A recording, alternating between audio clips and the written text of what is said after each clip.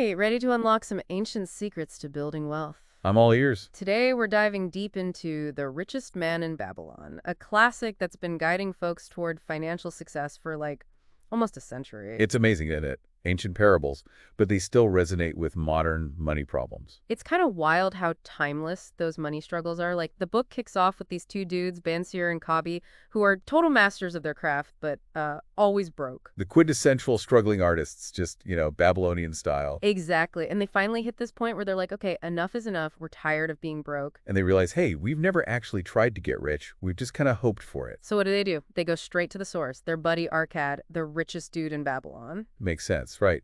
Who better to ask for money advice than the guy who's got it all figured out? But I'm guessing Arcad didn't just hand them a golden chariot and call it a day, did he?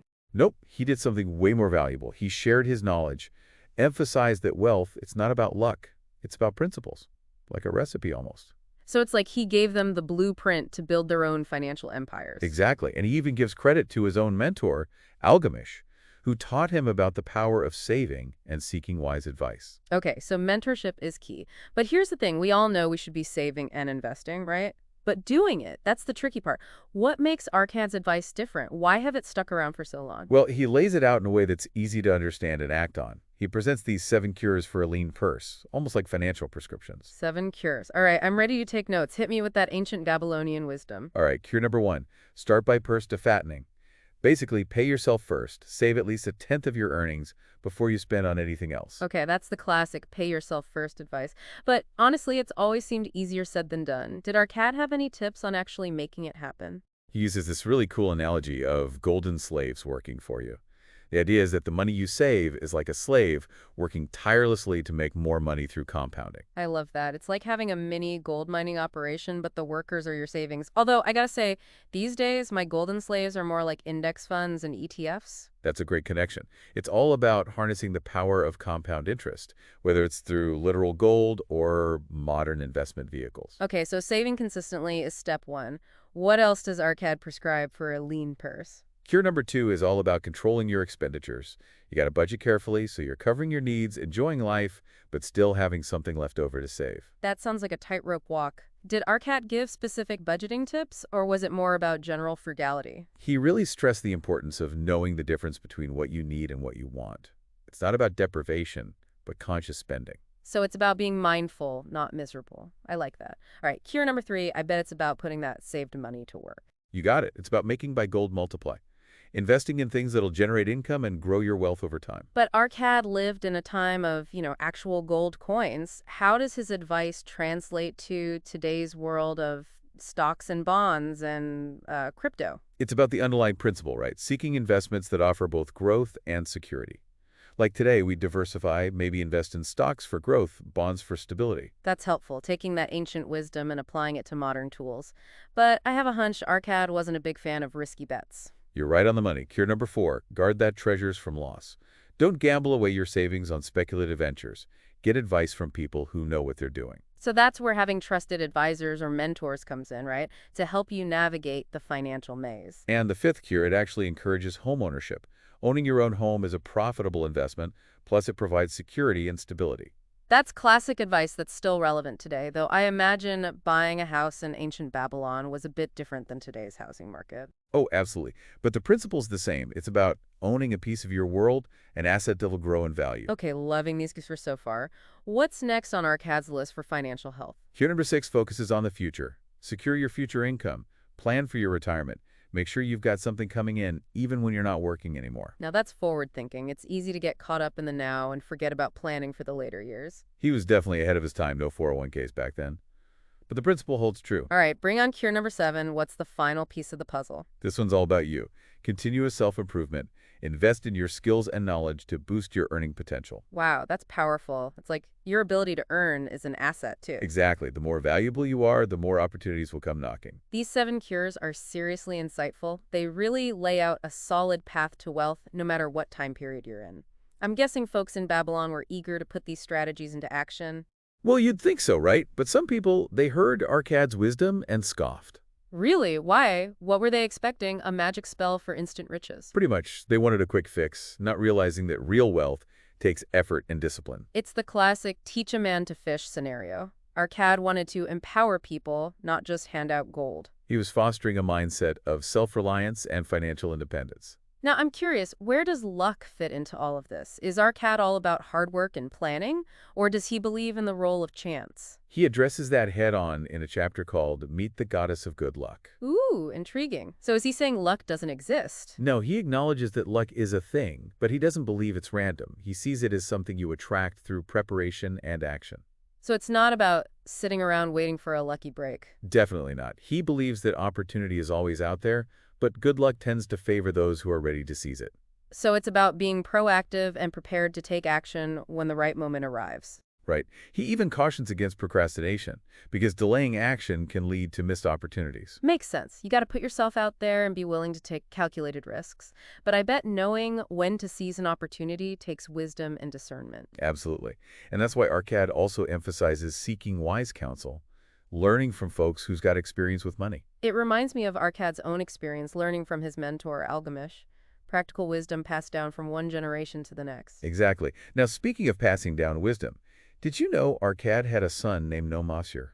Oh, right. Did he inherit the richest man title automatically, or was there more to it? Well, instead of just giving Nomasir a mountain of gold, Arcad gave him a bag of gold and a clay tablet. A clay tablet. Okay, that's old school, even for ancient Babylon. What was on this tablet? The 5 laws of gold. Think of them as the condensed, ultimate guide to building wealth. All right, I'm picturing this ancient tablet. What's the first law? Law number 1 echoes that consistent saving principle. Gold comes to those who set aside at least a tenth of their earnings to build an estate for their future. So it's like pay yourself first, but etched in stone, literally. What about the other laws? Law number 2 emphasizes wise investing. Gold works diligently for the owner who finds profitable employment for it, multiplying like flocks in a field. Okay, that's a vivid image. So saving diligently and investing wisely. Check and check. What else did Arcad inscribe on that ancient tablet? Law number 3 is all about protecting your wealth. Don't invest in stuff you don't understand or haven't vetted with experts. Basically, don't fall for scams. Solid advice, especially in today's world of, too good to be true investment schemes. You got it. All right, that leads us to law number 4. Don't chase those impossible returns or follow the advice of tricksters and schemers. So be cautious, be discerning, and be realistic about potential returns. What about that fifth and final law? Law number 5, it cautions against letting emotions drive your financial decisions. Gold flees the man who would force it to impossible earnings or who trusts it to his own inexperience and romantic desires in investment. Ooh, that's a good one. Emotions can definitely lead to bad money choices. You're right, those 5 laws, they really sum up Arcad's whole philosophy: the right mindset, smart choices, and solid guidance.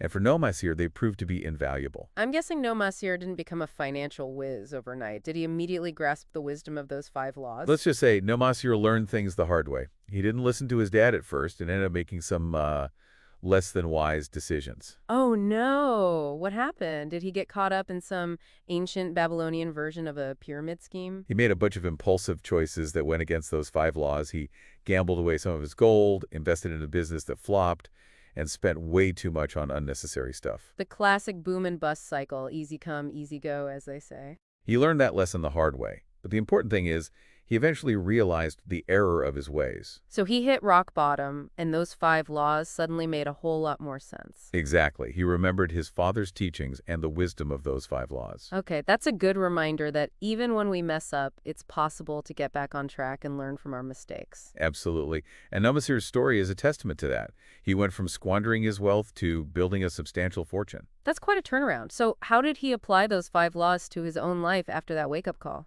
Well, he embraced the power of consistent saving. He got advice from experienced investors and learned to carefully evaluate opportunities. He went from reckless spender to savvy investor. I bet Arcad was one proud papa. Definitely. When Nomasir went back to his father 10 years later, he hadn't just recovered his losses, he'd built a whole fortune. That's inspiring. It shows that even after setbacks, financial freedom is achievable with effort, smart choices, and, learning from experience. It's a journey, not a destination, right? And The Richest Man in Babylon gives us a roadmap for that journey. Speaking of journeys, The Richest Man in Babylon is full of interesting characters. Who else should we meet on our deep dive into financial wisdom? There's this character, Mathon, the gold lender of Babylon. He helps folks achieve their financial goals, but he's got strong principles about responsible lending. Ooh, I like where this is going. I'm always interested in different perspectives on debt. What makes Mathon's approach unique? He believes lending money can be a good thing, but it's got to be done wisely and cautiously. He's got a whole process for evaluating loan applications, making sure the borrower can actually repay the debt. So he's not like those predatory lenders you hear about these days. He's actually trying to help people. Exactly. He's all about helping people build a solid financial foundation, not dig themselves into a hole. That's a great lesson for anyone thinking about taking on debt. So what kind of things did Mathon look for in a borrower? He considered their character, their ability to repay, and the purpose of the loan. He'd also take collateral and assess their income and assets, like the ancient Babylonian version of a credit check. He was doing his due diligence, protecting himself and the borrower. I bet he's got some interesting stories about the folks who came to him for loans. Oh, he does. There's one about a spearmaker named Rodan, who comes to Mathon for advice on investing some gold he's gotten. Rodan's also thinking about lending some of it to his brother-in-law, Araman, who's starting a business. Lending to family, that's always a tricky situation. I'm curious to hear how Mathon handled that. Well, he cautioned Rodan against rushing into investment decisions. He told him to get advice from those who know about handling gold. So stick to what you know and don't be afraid to ask for help. What about lending to the brother-in-law? Did he give the green light on that? He acknowledged that wanting to help family is natural, but warned against letting emotions cloud financial judgment. He basically said, if you want to help your sister, do it in a way that doesn't put your own finances at risk. Such wise advice. It's easy to want to help loved ones, but it's important to protect your own financial well-being. Mathon is big on personal responsibility and financial independence. He even kept tokens representing each loan until they were repaid. He said some tokens would always stay in his chest. That's an interesting way to visualize it. What kind of loans do those permanent tokens represent? The loans that were never repaid from folks who borrowed unwisely or couldn't fulfill their obligations. It's a good reminder that even with good intentions, lending always carries some risk. Mathon actually categorized loans into 3 types. The safest are those backed by property. Makes sense. If things go south, you can sell the property to recoup the loan.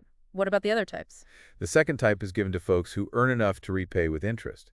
These are relatively safe as long as the borrowers are honest and hardworking. So it's about assessing their ability and willingness to repay. What about the third, riskiest type? Those are loans given to people who have neither property nor a steady income and are backed by family or friends. That does sound risky. Did Mathon ever just flat out refuse a loan, even with collateral or a guarantor? He did. He refused to lend to Rodan's brother-in-law, even with Rodan offering to vouch for him. Wow, he stuck to his guns. What was his reasoning? He said that while the brother-in-law had ambition, his business plan wasn't sound. He believed the loan wouldn't be repaid. So it's not just about character, it's also about the viability of the venture itself. It's about looking at the big picture. He understood that lending for a shaky plan is a recipe for disaster for everyone involved. That's a good lesson for anyone lending or investing. Don't just go by good intentions, assess the plan itself. Mathon's whole approach is about making informed and careful decisions. He sums it up perfectly. Better a little caution than a great regret. That's a nugget of wisdom to live by, for sure. Especially when it comes to money, a little caution can prevent a lot of heartache. Absolutely. Now, I can't help but notice how the richest man in Babylon uses the city itself as this powerful metaphor. We talked about those massive walls as a symbol of financial security. But is there also this idea of protection? Not just financially, but physically. Like, was ancient Babylon a dangerous place? Ooh, good question. It makes you think about what those walls represent. There's a chapter called The Walls of Babylon that really dives into that. It uses those imposing walls as a symbol of safeguarding what you have you most. I like that. So how does that connect the walls to financial security? It tells the story of Banzar, an old warrior guarding the walls during a siege. He meets terrified citizens who are desperate for protection and reassurance. It must have been scary with the enemy at the gates. Oh, absolutely. They're fearing for their lives, their homes. And Banzar, he assures them that the walls are strong, they'll be safe. So those strong walls are like a metaphor for financial stability, protecting you from life's curveballs. Exactly. The chapter really emphasizes having those financial reserves, those savings and investments that act as a buffer during tough times. It's like building your own financial fortress. I love that. It's about having the foresight to prepare for challenges so you're ready when those unexpected events happen. Now, we've talked about a lot of success stories, but is there one that stands out as particularly inspiring, maybe a bit unconventional? There's a chapter about Dabasir, a camel trader who starts buried in debt but ends up becoming this respected, prosperous citizen. His story really highlights the power of perseverance. A good comeback story, always a crowd pleaser. What got Dabasir into debt in the first place? He borrowed money he couldn't repay, and eventually he actually fled Babylon to escape his creditors. Ooh, that's rough. It must have taken guts to face his past and rebuild his life. It really shows the importance of taking responsibility for your financial obligations. And Dabasir's journey is a great example of that. So how did he manage to climb out of that dead hole? Did he stumble upon an ancient Babylonian treasure map? Huh, not quite. He went to Mathon for guidance, and they came up with a plan for Dabasir to repay his debts. Mathon, that guy is everywhere. He's like the Babylonian financial guru. What was the plan? It had three parts.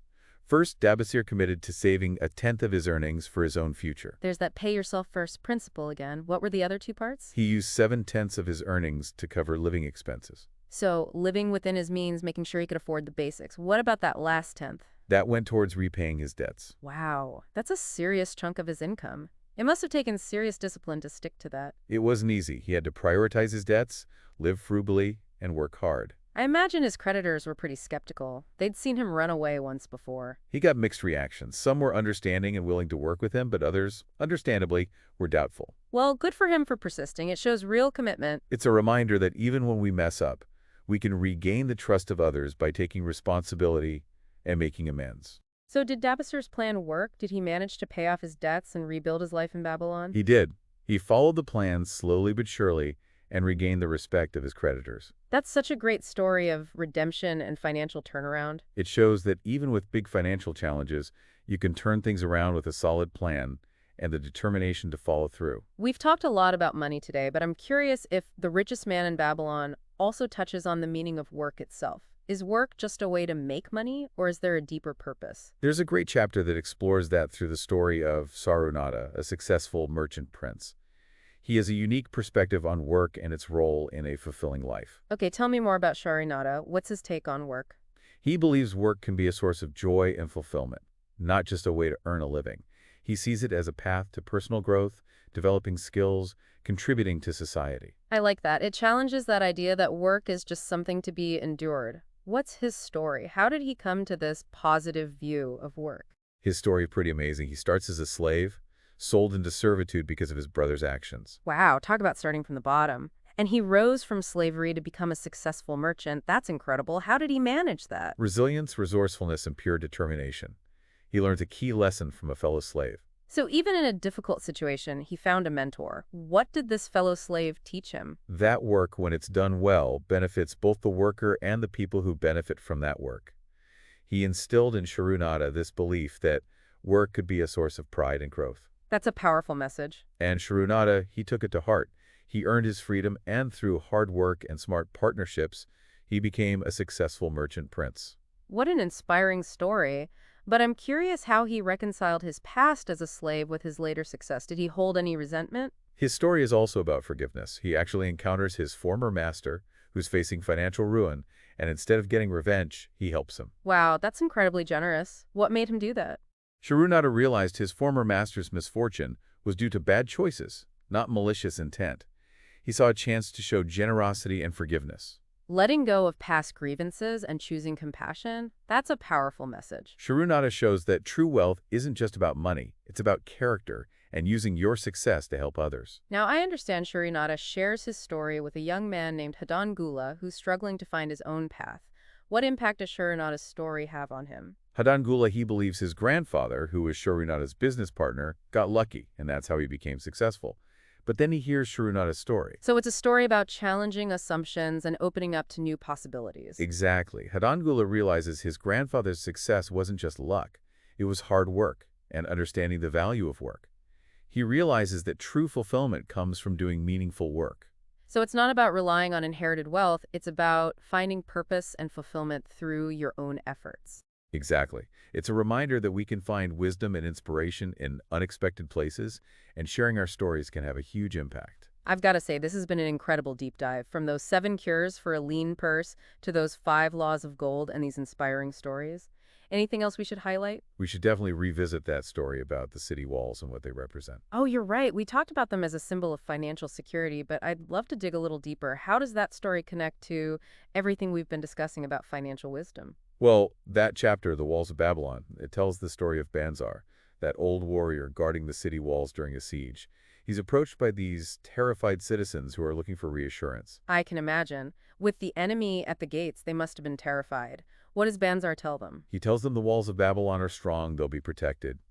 He says the city invested heavily in its defenses, and that investment brings peace of mind and security to its people. It's like saying, just as a city needs walls to protect its people, individuals need financial defenses to protect themselves from hardship. Exactly. The chapter emphasizes having financial reserves, savings, and investments that'll act as a buffer during tough times. It's like building those strong walls to withstand life's challenges. We've covered so much ground in this first part of our deep dive, from saving and investing to seeking wise counsel and overcoming debt. It's clear that the richest man in Babylon has so much to offer. And we've only just scratched the surface. Stay tuned for part 2, where we'll dive even deeper into the practical applications of this ancient wisdom. Welcome back to our deep dive into the richest man in Babylon. As we were talking about those strong city walls as a metaphor for financial security, it got me thinking about emergency funds. It's like having that financial safety net, ready for anything. It's a perfect analogy.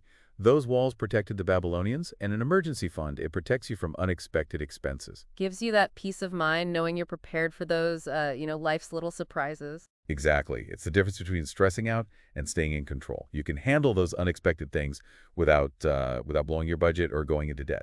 It's a key part of building that solid financial foundation. Now, Arcad talks a lot about getting good advice when it comes to money. But these days, with so much info out there, how do we find those trustworthy sources? Who's our modern-day Arcad? It could be a financial advisor, maybe a mentor who's got their finances figured out, or even, reliable books, podcasts, things like that. So do your research, be picky about who you listen to. Exactly. Find people with a proven track record who really understand financial principles. And remember, everyone's different. What works for one person might not work for another. It's all about finding what fits your own situation and goals. Now, something I think a lot of people struggle with these days is debt. Does the richest man in Babylon have anything to say about that? Stuff that still applies today? Oh, definitely. Especially through Mathon, the gold lender. Remember him. He was all about responsible borrowing, being cautious. Better a little caution than a great regret, right? I remember that line. But honestly, debt's a reality for a lot of people these days. What would Mathon say to someone struggling with debt now? Would he tell them to, ditch their credit cards and live on rice and beans? He'd probably start by figuring out what kind of debt they have. Is it credit cards, personal loans, or is it debt tied to an asset, like a mortgage? Different types of debt need different approaches. Makes sense. Understand the problem before you try to solve it. Right. He definitely advised tackling that high-interest debt first. Those interest rates, they can really get out of control. I've been there. Those high rates can feel so overwhelming. And he might suggest things like debt consolidation, maybe negotiating lower interest rates with those creditors. Being proactive, taking control, not just letting the debt control you. Exactly. And if they needed more help, he might suggest a credit counselor or a financial advisor. It's great that we have resources like that available these days, like having our own personal Mathon. So we've talked about saving, investing, managing debt, and getting good advice. What other gems did we dig up from those Babylonian parables? One thing that really struck me was the importance of contentment and gratitude. Even when it comes to money, it's not just about getting rich, but about having a healthy mindset about money. You're right. The richest man in Babylon goes beyond just the strategies. It talks about the emotional side of money, appreciating what you have, finding joy in the present. It's easy to get caught up in that keeping up with the Joneses thing, always wanting more, forgetting to appreciate what you already have. It's a trap, but the book reminds us to find that balance, between wanting to grow your wealth and being content with what you have. It's not about settling, it's about appreciating the journey. I love how those characters in the book are always expressing gratitude, whether they're making a living, building a business, or just taking care of their families. They understand that wealth isn't just about the money. It's about the freedom and choices the financial security provides. Okay, so we've talked about the practical stuff, the advice and wisdom, but the book itself is full of stories. What is it about those ancient parables that makes them so engaging? Why do they still work after all this time? I think it's the way they weave together those timeless lessons with relatable characters. They take these financial principles and make them easy to understand and remember. It's like they sneak in those money lessons while entertaining you. Exactly, and the fact that those ancient principles still resonate today, it just goes to show how much we all have in common when it comes to money. We all want that financial security and well-being. Speaking of which, I noticed that the book really emphasizes taking responsibility for your own financial situation. Those characters, they don't blame fate or luck for their circumstances, they own their choices. It's about having that control, believing that you can actually shape your financial future. You're not just a victim of circumstance. They don't wait for a handout, they take action, seek knowledge, and make smart choices. It all comes down to effort, discipline, learning, and adapting. The richest man in Babylon, it's not about shortcuts. It's about putting in the work and making consistent, good choices. Empowering, right? Realizing that you have more control over your finances than you might think. Absolutely. It's ultimately up to each of us to make those wise choices. The book encourages that personal responsibility, that diligence, that continuous learning. Now, one thing I've been wondering is, does all this advice, those 7 cures, the 5 laws, does it apply to everyone? Is The Richest Man in Babylon truly relevant to everyone, no matter their background or income? That's a great question, and it's important to remember that while those principles are universal, everyone's financial journey is unique. We all start at different points, face different challenges, and have different goals. Someone barely making ends meet will have different priorities than someone who's, say, already making a good living and wants to invest for the future. Right. The Richest Man in Babylon offers a framework for thinking about money, for building wealth, but it's up to the reader to apply those principles in a way that makes sense for them. It's like a map, but you choose your own route and destination. Exactly. You take those core principles and adapt them to your own values, your goals, your life. I love that. It's about figuring out what works for you. Now, we've talked about the practical stuff, the wisdom, the advice, but I'm curious, what does the book say about the bigger purpose of wealth? Is it just about money and stuff, or is there something more to it? It definitely touches on the idea that wealth can be used for good. It suggests that being financially secure gives you more opportunities to help others, contribute to your community, make a real difference in the world. So it's not just about building your own little empire. It's about using what you have to make things better. Exactly. We see characters in the book using their wealth to help their families, invest in their communities, create opportunities for others. It's like recognizing that money can be a force for good, supporting causes you care about, helping those in need. The book also talks about leaving a legacy, building something that lasts beyond your lifetime, thinking about the impact of your financial decisions, not just for yourself, but for future generations. That's a pretty powerful idea. It's about asking yourself, how can you use what you have to create a better world? For yourself, your loved ones, for the future. That's a beautiful message to take away from The Richest Man in Babylon. So we've explored the importance of having an emergency fund, finding good advice, managing debt, being content and grateful. And we've also talked about taking responsibility for your own finances and using your wealth to make a positive impact. Join us for the third and final part where we'll wrap up our deep dive into The Richest Man in Babylon and share some key takeaways for your own financial journey. Back again for the final part of our Richest Man in Babylon deep dive. I gotta say, this whole exploration has been pretty eye-opening, making me rethink some of my own money habits. That's great to hear. It's amazing how these ancient stories can still be so relevant, right? It really shows you that even though times have changed, those core principles of building wealth, they're still the same. We've covered a lot of ground: saving, investing, managing debt, getting good advice. But let's break it down. What are the top 3 things someone could do, like today, to start building their own financial security, their own little Babylon, so to speak? All right, top 3. Lay it on me. Okay, number 1, no surprise here, pay yourself first. Make saving a regular part of your routine. So before you even think about buying anything else, put some money aside for your future self. Exactly. Doesn't have to be a huge amount at first. The key is consistency. Those small contributions add up over time, especially with that compound interest magic. Slow and steady wins the race, right? Okay, saving consistently, that's number 1. What's next? Never stop learning. The world of money is always changing, so you always got to be learning new things. Be a student of money, so to speak. Don't be afraid to ask for help if you need it. Exactly. Whether it's reading, listening to podcasts like this one, talking to a financial advisor, stay informed. Make decisions based on good information, not just, random stuff you see online. Be proactive, right? Don't just wait for financial wisdom to fall from the sky. Okay, 2 down, 1 to do. What's that final piece of advice? This one might be a little less concrete, but it's important. Develop a mindset of abundance and gratitude. I love that one. It's about shifting your perspective, right? Focusing on what you have, not just what you're lacking. Exactly. Realizing that wealth isn't just about money in the bank. It's about the opportunities you have, the things you're grateful for. It's about appreciating your life while still working towards your goals. So find that balance between being content and still striving for more. That's it. And that shift in mindset, it can make a huge difference in how you think about money and live your life. Now, before we wrap up, I want to touch on something we've been talking about throughout this whole deep dive. The idea that financial success isn't just about you, it's about using your resources to do good in the world. The Richest Man in Babylon, it doesn't just teach you to make money, it encourages you to use that money to make a difference. Such a crucial point. It shows how our own financial well-being is connected to the well-being of our communities, of the whole world, really. Like a ripple effect, our financial decisions impact more than just ourselves. They affect our families, our communities, even future generations. It's about thinking bigger than just yourself. Supporting causes you believe in, investing in companies that are doing good things in the world, even just being more mindful about how you spend your money. The richest